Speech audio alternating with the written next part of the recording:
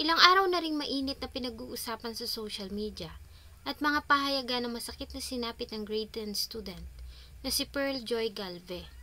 Ito ay matapos na matagpuan ng wala ng buhay nitong katawan sa kalunos-lunos na kalagayan sa La Carlota City. Hanggang ngayon ay patuloy pa ring sinusubaybayan ng marami ang mga pangyayari. Ano na nga ba ang update sa kaso ng pagkamatay ni Pearl Joy Galve? Bago ko po ipagpatuloy ang ating kwento, sa mga bago po sa channel ko at nais sa mga ganitong klase ng kwento ng krimen na nangyayari sa loob at labas ng ating bansa ay maaari pong pakipindot ang ating subscribe button at notification bell para ma-notify kayo pag may mga bago tayong upload na videos. July 29, 2024, maagang nagising ang karamihan dahil sa unang araw ng pagbabalik sa eskwelahan matapos ang mahabang bakasyon. Pag ganitong unang araw ay talaga namang excited ang mga mag-aaral sa kanilang muling pagpasok sa school. Pero sa bagong mga gamit ay excited silang muling makita ang kanilang mga kaibigan, kamag-aral at mga guro. Ganon din ang 15 years old na si Pearl Joy. Maaga pa itong naligo at naghanda para sa unang araw ng kanyang pagpasok. Nasa grade 10 na ito sa Sumag National High School sa Bacolod. Siya at ang kanyang kapatid na babae ay sabay na pumasok ng school. Hinatid sila ng stepfather na si Rene Jan Nasis. Mula nang maghiwalay ang mga magulang ay naiwan silang magkapatid sa kanyang ina na si Jennifer Galve. Ang kanilang ama naman ay sa Manila na naninirahan kasama ng bago nitong pamilya. Bagamat magkalayo ay patuloy naman ito na nakakausap ng magkapatid, lalo na nga si Pearl Joy. Sa paghihiwalay ay umibig naman ang kanilang ina, si Jennifer kay Rene Jan Nasis alias Negro. Maayos naman na naging pagtrato ni Rene sa magkapatid kaya naman lalo pang nahulog ang loob ng ina ni Pearl sa kanilang stepfather. Naging panatag din ang loob ng kanilang ama dahil sa kababata nito si Rene. Dati din silang magkasama noong nag-aaral pa lamang ng high school at kasama niya si Rene sa kanilang barkada. Ayon sa kanya ay mabait ito at kilala niyang mabuting tao. Kaya naman pinagkatiwala niya rito ang mga anak na pawang babae. Sa Manila ay nagtrabaho ang ama ni Pearl bilang isang construction worker. Doon na rin ito muling nag-asawa at nagkaroon ng 4 pang mga anak. Nang mangyari ang insidente ay buntis ang kinakasama nito at nasa kanya ng kabuhanan. Nang maihatid sa eskwelahan ayon sa kaibigang matalik ni Pearl, ay nagkita pa sila sa pila bago ang flag raising ceremony.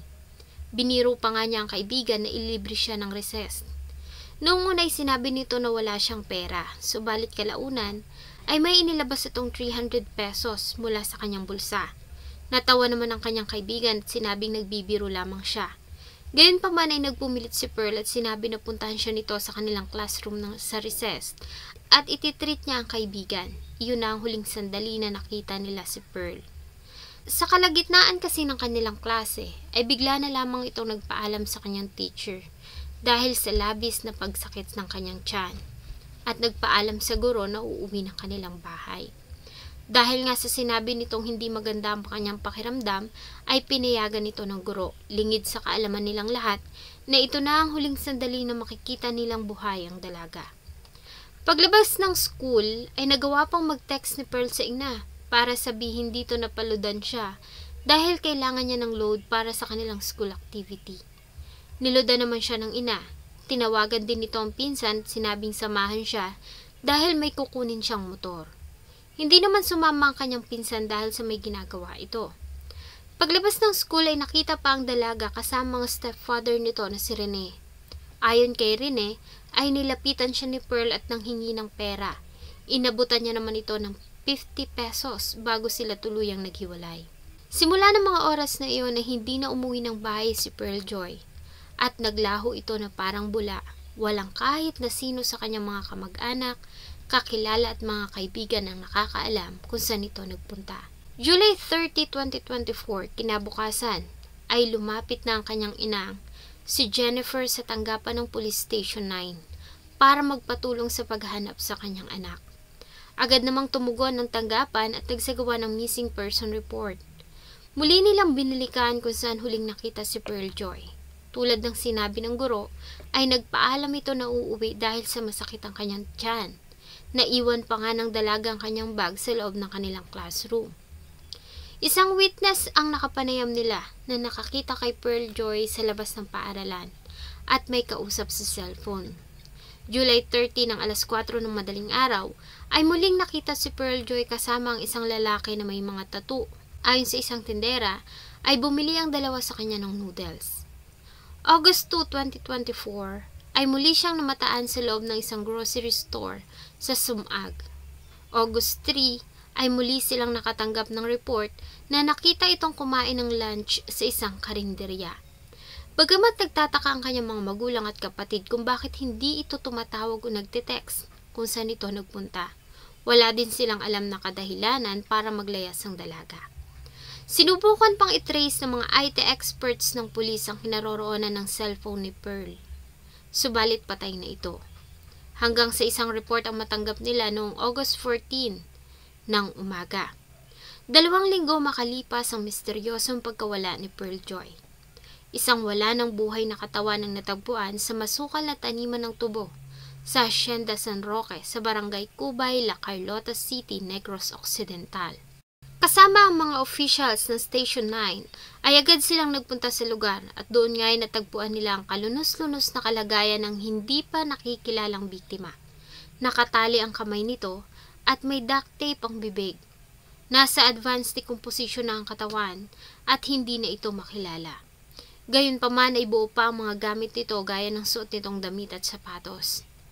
Dahil nga sa ilang araw na rin nilang hinahanap ang dalagang si Pearl Joy, ay tinawagan nila ang ina ng dalaga at ilang mga kamag-anak para kilalanin ang katawan.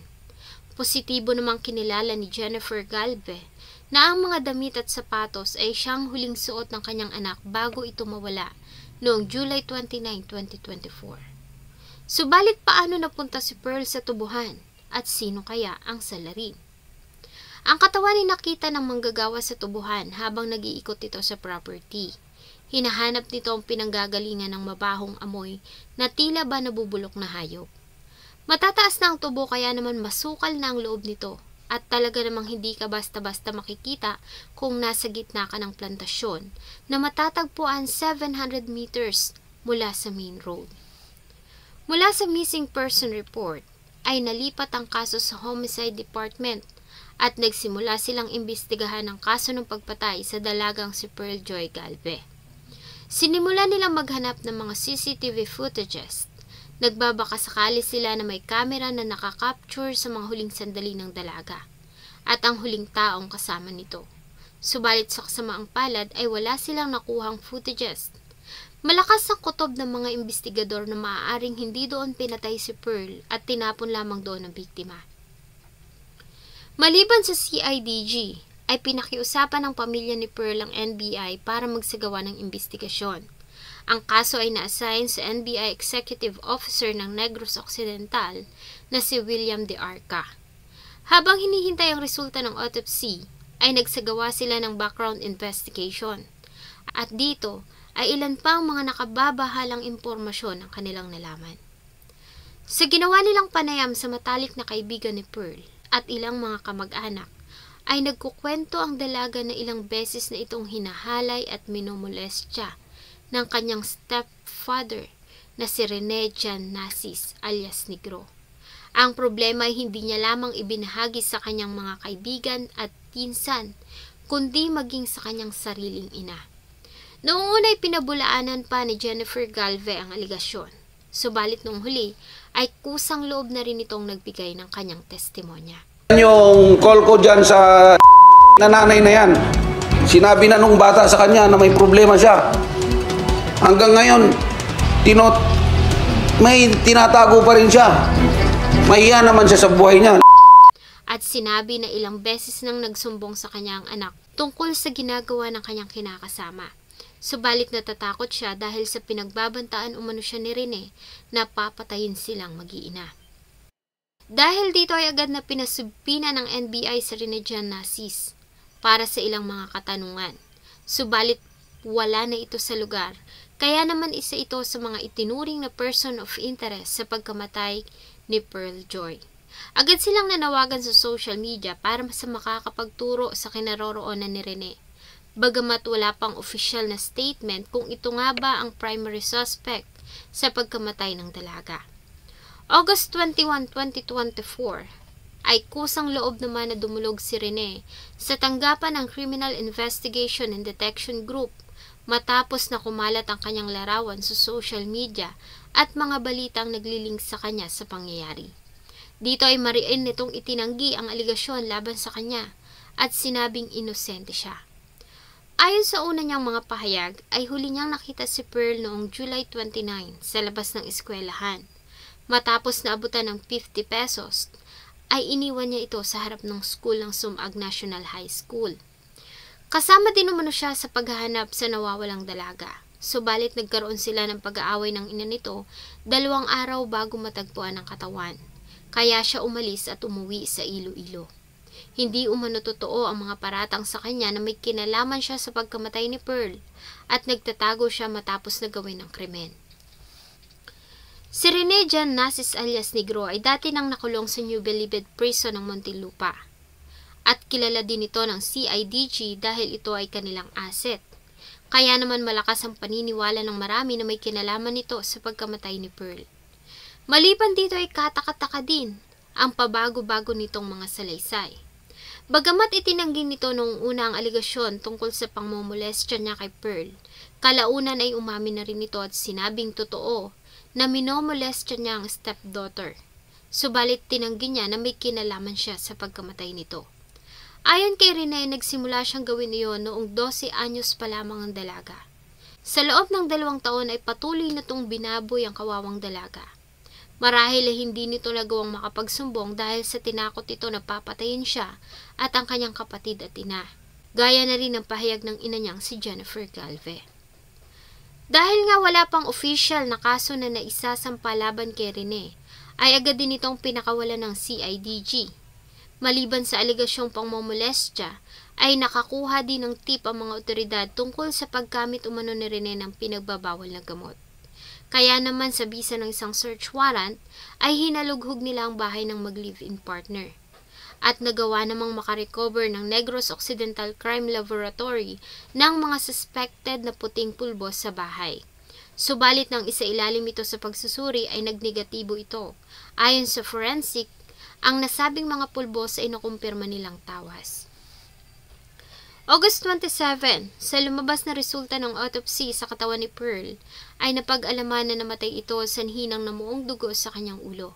Maliban dito ay nakitaan din ang biktima ng bugbog sa kanyang tiyan, dibdib, baywang, kamay at paa. At may sinyalis din na sinakal ang biktima. Nahirapan na din ang mga expert na malaman kung ginahasa ba si Pearl dahil sa nasa advanced decomposition stage na ang kanyang katawan. September 24, 2024, bagamat itinanggi niya na may kinalaman siya sa pagkamatay ni Pearl, sa kanya namang pag-amin sa ginawang pangmomolestya sa dalaga, ay opisyal nang sinampahan si Rene Jan Nasis alias Negro ng kasong paglabag sa Republic Act No. 7610. Gayon din ang kasong panggagahasa. Bagamat naghihintay pa ang mga pulis ng warrant of arrest, depende sa magiging resulta ng pag-aaral ng piskal sa kaso laban sa akusado. Sa huling report ayon sa NBI, si Rene ay nasa poder ng kanyang kapatid sa barangay Handumanan. Sa oras na lumabas ang warrant of arrest galing sa Fiscal's Office, ay agad nila itong dadamputin. Habang patuloy pa rin ang NBI at mga pulis sa ginagawang investigasyon para malaman kung sino nga ba ang nasa likod ng sinapit ni Pearl Joy. Bagamat walang sapat na ebidensya na magtuturo sa stepfather nito na si Rene, ay maraming naniniwala na may kinalaman ito sa nangyari. Isa pa sa mga huling anggulo na tinitignan ng mga investigador ay ang aligasyon na ginawa nitong pambayad si Pearl sa kanyang palaking pagkakautang sa isang grupo ng sindikato. Bagamat wala pang official na report na inilalabas tungkol dito, at ang lahat ng opinyon ng mga tao ay mananatili pa ring opinyon at espekulasyon. Hanggat walang ebidensya at kaso, at hindi napapatunayan ng hukuman, si Rene Jan Nasis ay mananatiling inosente. Sa inyo pong palagay, may kinalaman nga kaya si Rene Jan Nasis sa nangyari kay Pearl Joy? O biktima lamang ito ng panghuhusga ng mga tao dahil sa naging masama nitong nakaraan? Sana po ay nagustuhan nyo ang isa na namang kwento na akin pong ibinahagi. Marami pong salamat sa inyong patuloy na pagtangkilik sa akin pong mga videos. Huwag nyo pong kalimutang mag-iwan ng inyong saloobin at suggestion sa atin pong comment section. Thank you so much po and see you in my next video.